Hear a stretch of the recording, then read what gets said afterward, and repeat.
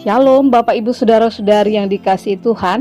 Kita mengucap syukur untuk hari baru di mana Tuhan masih memberikan kesempatan kepada kita untuk menjalani hari yang ke-22 di bulan Desember di tahun 2020 ini. Bersama kembali kita akan membaca dalam kitab 1 Tawari pasal 22 ayatnya yang kedua hingga ayatnya yang ke-10 yang menyatakan, Daud menyuruh mengumpulkan orang-orang asing yang ada di negeri orang Israel. Lalu ditempatkannya tukang-tukang untuk memahat batu-batu pahat yang akan dipakai untuk mendirikan rumah Allah. Selanjutnya Daud menyediakan sangat banyak besi untuk paku-paku bagi daun pintu gerbang, dan bagi tupai-tupai juga sangat banyak tembaga yang tidak tertimbang beratnya, dan kayu aras yang tidak terbilang banyaknya, sebab orang Sidon dan orang Tirus membawa sangat banyak kayu aras bagi Daud.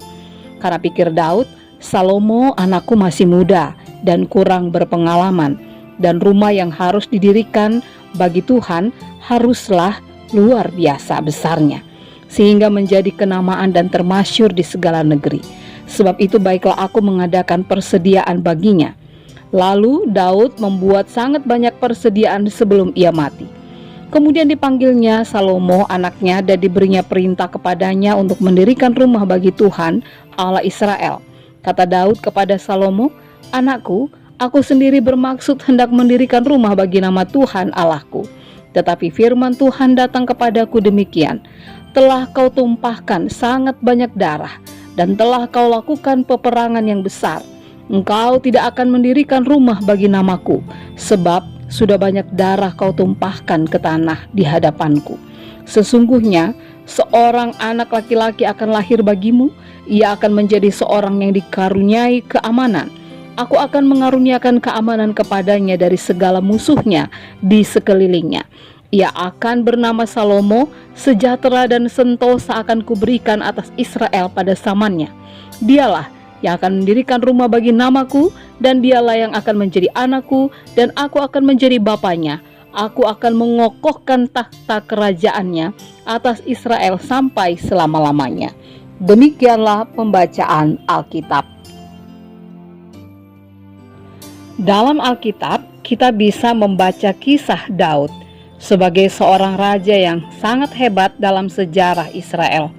Bersama Tuhan, Daud mengalahkan begitu banyak musuhnya dan memperoleh banyak kemenangan. Daud memiliki kekayaan, kekuasaan, dan kejayaan, dan melihat segala sesuatu yang boleh dicapai oleh Daud. Menurut Bapak Ibu, apa yang kira-kira diwariskan oleh Daud kepada anak-anaknya? Kita membaca dalam kitab 1 Tawari pasal 22 ini. Di situ tergambar dengan jelas bagaimana obsesi terbesar Daud kepada anak-anaknya bukanlah kekayaan, kejayaan, dan kekuasaan. Karena yang paling utama bagi Daud justru tentang bagaimana kecintaannya kepada Tuhan. Dan itulah yang diwaruskan oleh Daud kepada anaknya. Daud memiliki kecintaan yang besar kepada Tuhan, sehingga sekalipun Tuhan tidak mengizinkan Daud untuk membangun bait suci, namun dia tidak berhenti memikirkan dan mengusahakan apapun agar generasi penerusnya bisa membuat bait suci yang hebat.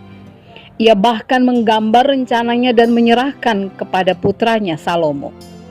Dan benar, peranan Daud dalam membangun bait suci itu terlihat ketika Daud bertahun-tahun mempersiapkan dan mengumpulkan bahan-bahan baku untuk membangun bait suci. Bahan-bahan berupa emas, perak, tembaga, besi, dan kayu-kayu terpilih dikumpulkan oleh Daud.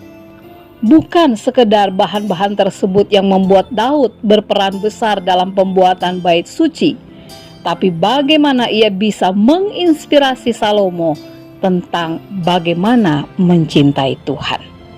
Bapak Ibu Saudara-saudari yang dikasihi Tuhan, belajar dari Daud dan bagaimana ia mewariskan kehidupan berimannya kepada anak-anaknya.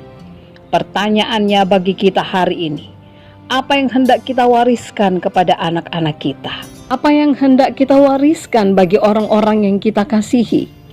Sudahkah kita memikirkan bahwa yang terpenting buat mereka? Perlu kita ketahui bahwa warisan terbesar adalah keteladanan mencintai Tuhan. Kekayaan, kejayaan, dan kekuasaan adalah warisan yang fana, tidak abadi, bahkan bisa hilang dalam sekejap. Namun jika kita mewariskan cinta kepada Tuhan, itu akan memberikan dampak kekal bagi orang-orang yang kita kasihi. Berbahagialah anak cucu yang mendapatkan warisan iman dari para orang tua mereka. Amin. Bapak, Ibu, saudara-saudari yang di dalam Tuhan, mari kita berdoa. Kami mengucap syukur kepadamu ya Allah, untuk firman-Mu yang mengajarkan kepada kami, agar dalam hidup ini kami boleh mewariskan teladan yang baik, secara khusus dalam kehidupan yang mencintai Tuhan. Biarlah kami boleh melakukan yang baik, dan biarlah pada akhirnya orang-orang lain boleh mengenal siapa Tuhan yang hidup, yang peduli, yang mengasihi dari cara kehidupan kami. Di dalam nama Tuhan Yesus kami berdoa. Amin.